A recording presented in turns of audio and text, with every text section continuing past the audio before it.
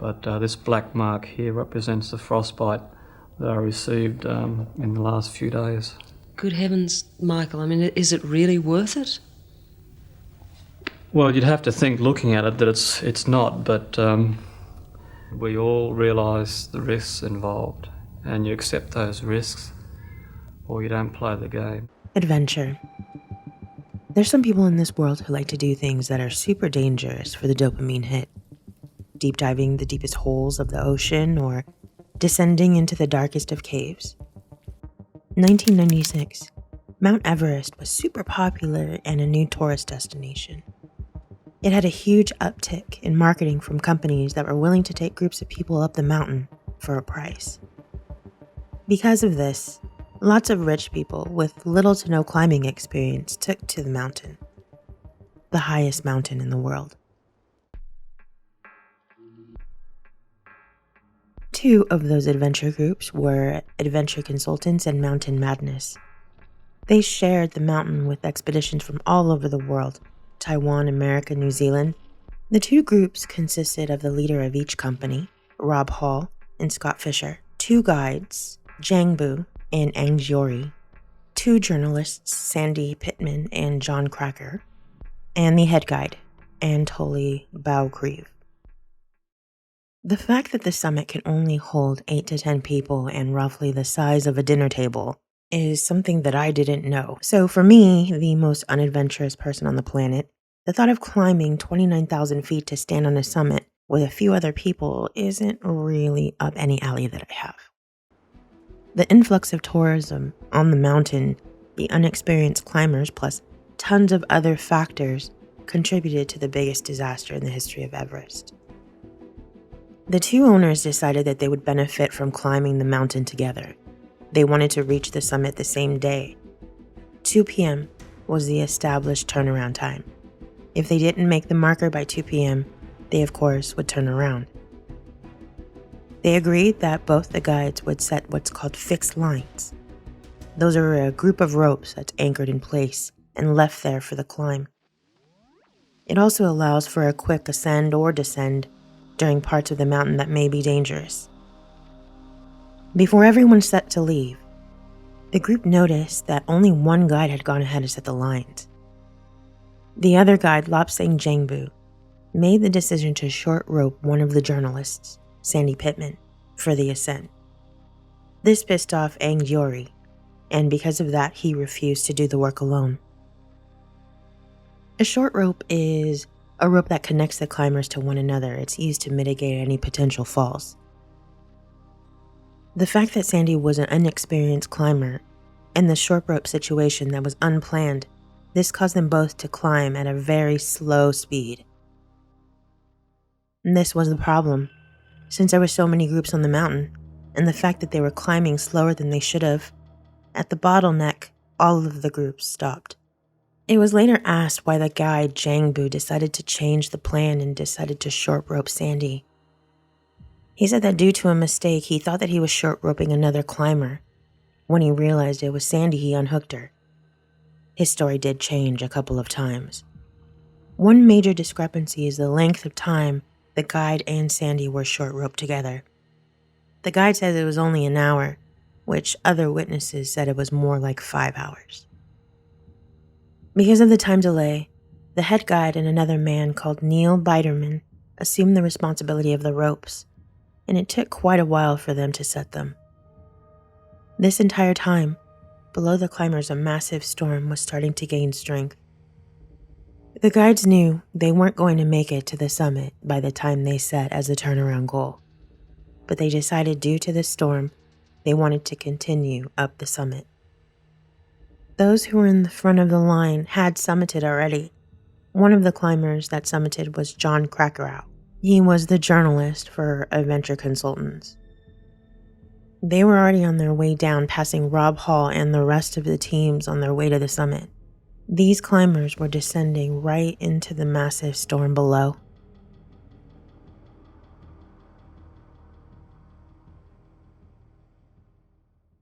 In comes head guide Anatoly Baukriv. He was the head guide of Mountain Madness. Anatoly had a reputation of climbing ahead to reach the summit on his own. His personal feelings on the matter were guides weren't there to babysit climbers. If you don't know what you're doing, you have no business on the mountain. And to be fair, I totally agree with that take. As soon as Anatoly got to the summit, he immediately turned around and began to descend. He did this before any of the other teams arrived to the summit, which means that, as head guide, he began to descend alone and not guiding anyone, really. He later said that he wanted to get down ASAP so he could be ready if someone needed to be rescued. To me, this guy seems like a real shit, but in hindsight, it was both a good and a bad decision. He was, in fact, one of the only climbers that had enough energy saved to rescue some of the people in the storm. But if he had carried a little bit of oxygen and helped some of the climbers down the mountain, they may have been able to make it before the storm even exploded. One of the clients on the climb, Doug Hansen, reached the summit with Rob Hall. Hansen was so exhausted he collapsed where he stood. Rob brought them there this far and he wasn't about to leave him. This sadly was their final resting spot.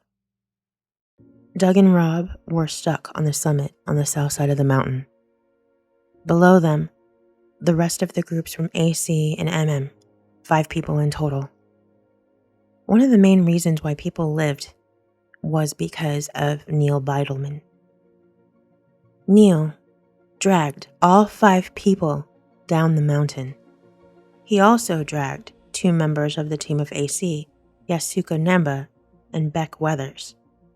No one was allowed to stop, no rest, and if anyone stopped, he was going to drag them up the mountain. And he did, in the middle of a crazy-ass storm. The plan was for Neil to drop the climbers off and to head to Camp 4 to find help. Baukriev would then head to rescue Sandy Pittman, Charlotte Fox, and Tim Madsen, which he did. The 2 other climbers, Yasuko Nemba and Beck Weathers, they were deemed to not be worth saving as they were so close to death. The night was super cold and rigid, and the storm blew through the cracks of the mountain. Doug and Rob, who were stuck on the south side of the mountain, would die.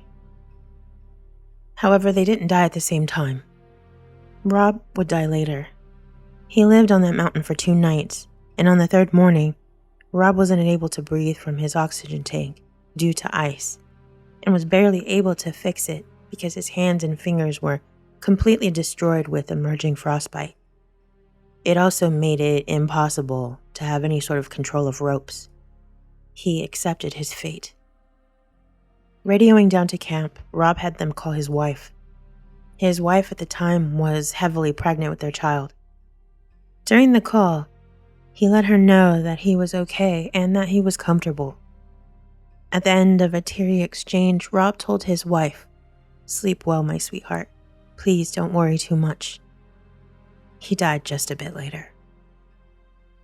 Rob's body was on the summit for some time until it fell 12,000 feet to the bottom of the mountain.